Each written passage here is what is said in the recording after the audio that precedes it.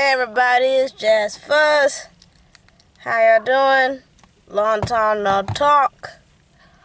So today, we're going to talk about mental illness. A lot of people talk about mental illness. They talk about the diagnosis. They put on resource centers, and they talk about where you can get help, websites about information about mental illness and stuff all over YouTube and different websites. But what I'm going to talk about is that I have met many people with different mental illness, including some family members as well. And it's not an easy thing to live with. And it's a long road progress to, I wouldn't say control, but to tame it and recognize it. And I was just speaking among my peers and saying that, people say mental illness is a big epidemic. And mental illness always been a big epidemic for decades and centuries. The problem is people need to be more educated about mental illness and effects on people and stuff. Now, what I'm saying here, that people need to have an open mind about this.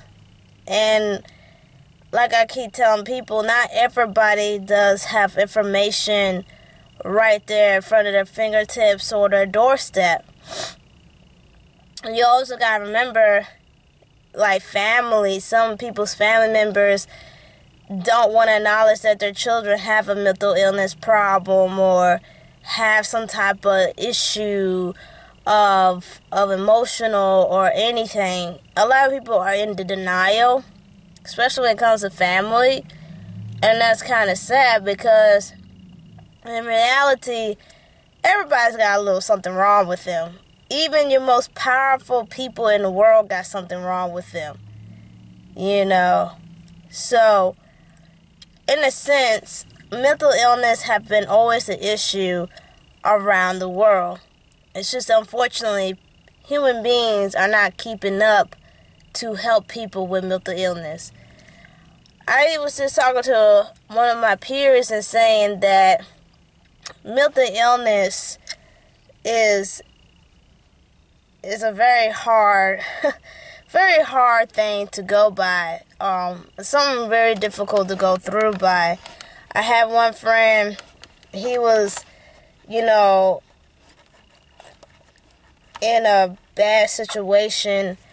He was in a gang or whatever. I have a few friends who was in gangs and stuff. And unfortunately, the dramatizing stuff that they saw in the past when they were in gangs and stuff dramatize them now. They have bad nightmares, any kind of sound. They have a flashback where they were. I think it's just sad people these days think gangs are cool and this and that, but it really isn't. The friends that I have talked to who was in a gang in the past is not a good thing. Most of them were very young when they were in the gang, and they saw some stuff that dramatized them for the rest of their life.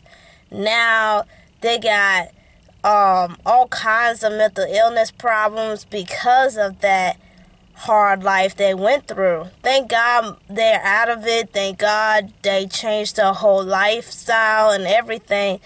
And that's also the same thing when people go to the military. They get all kinds of mental illness because of wars and their missions and stuff like that. Mental illness doesn't have a color either. Like, it can happen to anybody and anywhere.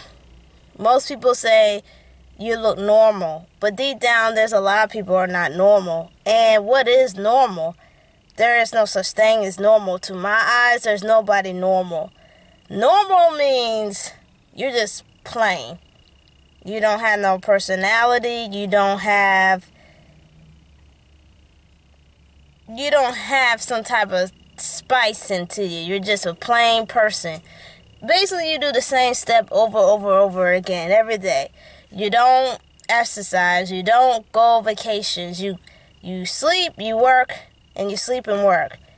That's like normal. But we don't live in a normal society. We live a very exciting and spark society.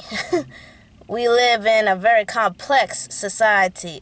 So when I hear people say, oh, it needs to be normal, I'm like, what's normal? You know what I'm saying? Yeah, what's normal? So, mental illness, we need to talk about it more and more. We need to discuss about it more and more. And people need to stop at mental illness have to happen in a dramatizing way or birth defect. Mental illness can come before you hit 30. Mental illness can come when you are age 10 or 18. Mental illness can come in different time era of your life. And you could be plain normal and the next thing you get hit by something. It can happen, you know. I was telling my peers that I get mad about, those office buildings and abandoned houses and warehouses.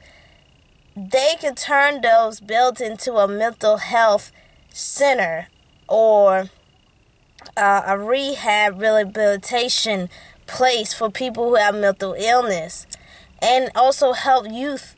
There's a lot of young people who have a lot of different mental illness problems and disorders and stuff like that. And I get pissed off, especially where I live at. They build a lot of damn gas stations. They build a lot of damn Starbucks. They build a lot of damn necessary stuff. I also mentioned, I made me one of my videos that they always build these office buildings.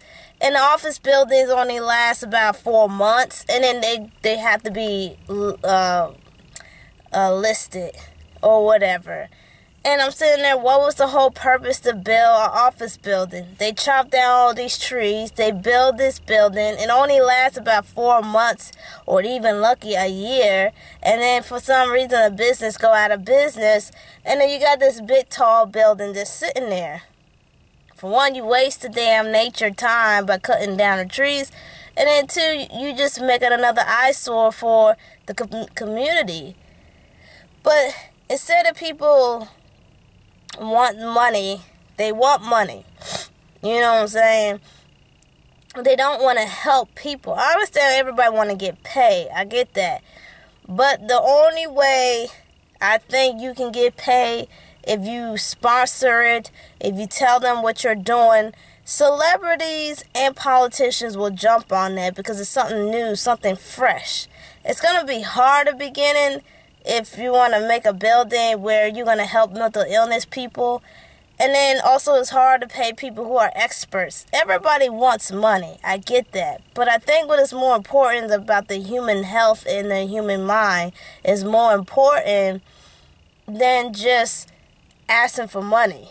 Because I'm pretty sure there's a lot of people out here want to help people with mental illness. And there's a lot of homeless people who have mental illness. They're not crazy. Half of them don't take a lot of drugs. Some of them do take drugs because whatever mental illness that they have, they use drugs to cope whatever mental illness. But you see, these people don't know they have a mental illness because they live on the streets.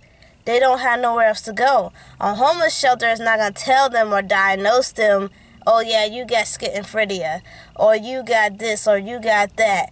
The homeless shelter is there to give you food, a nice warm bed, stay there for the night, and then leave in the morning. They don't go through that. I wish I was rich where I see all these abandoned buildings and these stupid offices that just build for 4 months or whatever, or a year, and transfer them to be a mental rehabilitation for the youth and other people who need, even especially veterans. Anybody who are struggling and want to have help, they can come to that door and know they will get all the help they can get. And I'm a little iffy with medication because I don't like the medication. Although medication does help, I'm a little iffy by that because every time you look at the daggone commercial, they always say, oh, this is this and this will help you with this and that, but you're going to have blood clots, or you're going to have a heart attack, or your left eye might be blind. Who wants to take a medication where you're already sick, but you don't want to get sicker? I'd rather eat the grass to be better or something, or take some type of herb or something before I shove a pill down my throat. I know grass ain't going to kill me or have all kind of side effects. Unless you're allergic to grass, don't eat it. But I'm just saying, I'd rather take something from the earth than something chemical. But I digress because, like I say, medication does help a lot of people's mental illness and stuff. But I get so mad because there's a lot of companies and corporations wasting money building stupid stuff, wasting money to build Starbucks, a bunch of gas stations, malls and stuff like that. I'm sitting here like, most cities in America already have enough malls, damn for sure enough damn Starbucks, and a whole rack of McDonald's. Like, how many do you need? How many gas stations do you need? Where I live at, there's a gas station close to my house.